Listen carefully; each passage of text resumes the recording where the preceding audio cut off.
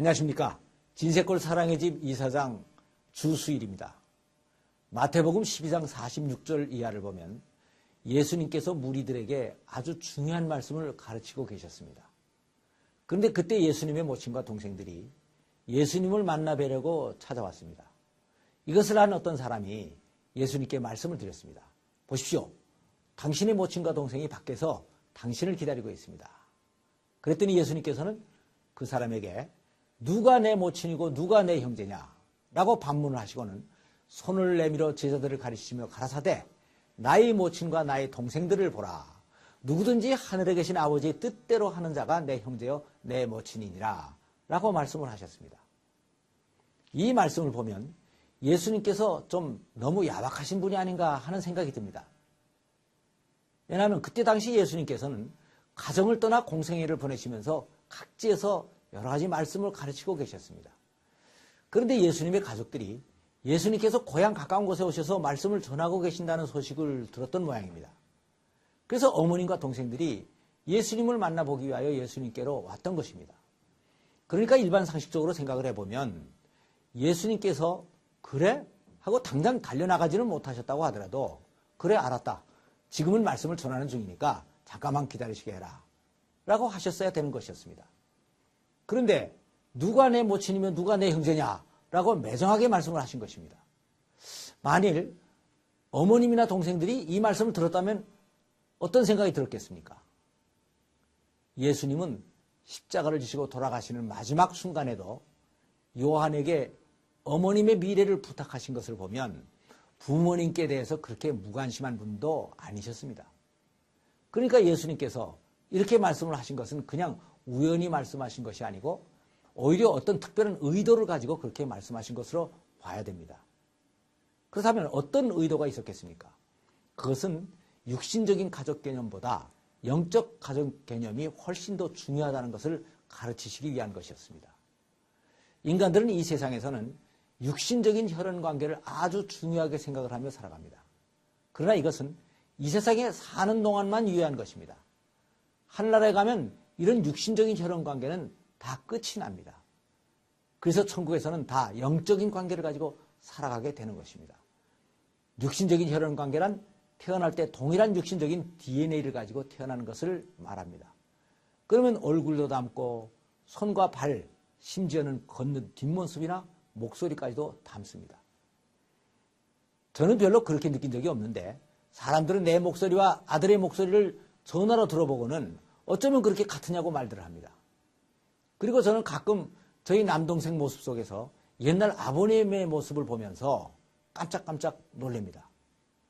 그리고 저희 키는 170도 안 되는데 저희 아들은 184가 됩니다. 그런데 사람들은 아들의 걷는 모습이 저를 닮았다고 합니다. 그러니까 인간들의 육신적인 DNA는 그렇게 신비합니다. 그런데 영적인 DNA도 여기에 못지않게 신비하고 중요한 것입니다. 영적 DNA란 사고방식과 인생관과 가치관과 정체성과 사상과 문화를 공감할 수 있는 의식구조를 얘기합니다. 공산당과 유물론에 물든 사람들은 저들은 동일한 가치관과 사고방식을 가지고 동무라고 하면서 운명을 같이 합니다. 종교에서도 어떤 신앙과 신념을 같이 하면 상당히 가까운 동지애를 느낍니다. 그러나 사상이나 사고방식이 다르면 좌파와 우파로 나뉘어서 서로 피를 흘리며 싸웁니다.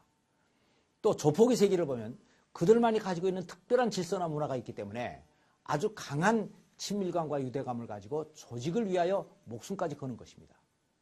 이런 것들도 결국은 다 정신적인 DNA가 얼마나 중요한가 하는 것을 말해주고 있는 것입니다. 우리나라 사람들은 외국으로 이민을 많이 갑니다.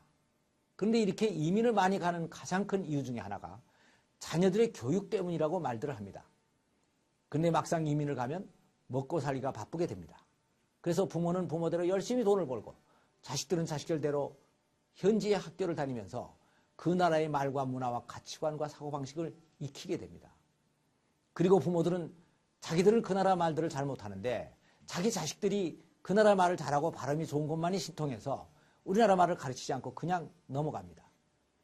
그러다가 세월이 가면 경제생활은 고생한 덕분에 어느 정도 안정이 되지만 아이들은 성년이 되고 또 한국말을 잘 못하고 부모들은 영어가 어설프다 보니까 깊은 대화는 할 수가 없고 어느 정도 대화를 하더라도 사고방식이 그 나라의 애들과 같이 돼버려서 거리감을 가지게 되는 것입니다.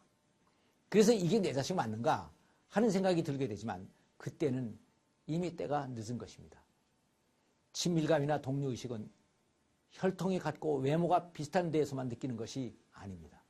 생각이 같고 문화가 같고 말이 잘 통하는 데서 느끼는 것이 훨씬 더 큰 것입니다. 어릴 때에는 자식이 부모가 하는 것을 그대로 따라서 하고 말을 잘 들으니까 무조건 귀엽고 사랑스럽습니다. 그러나 성장한 다음에는 자기 나름대로의 생각을 주장하게 됩니다. 그러면 결국은 마음이 갈리게 되고 어떤 때는 적이 되기도 합니다. 우리나라는 6.25 때 수많은 친형제들이 민주주의와 공산주의, 남과 북, 좌파 우파로 갈려서 피를 흘리며 싸운 경험이 있습니다. 이것은 바로 영적인 DNA가 육신적인 DNA보다 얼마나 더 강력한가 하는 것을 가르치고 있는 것입니다.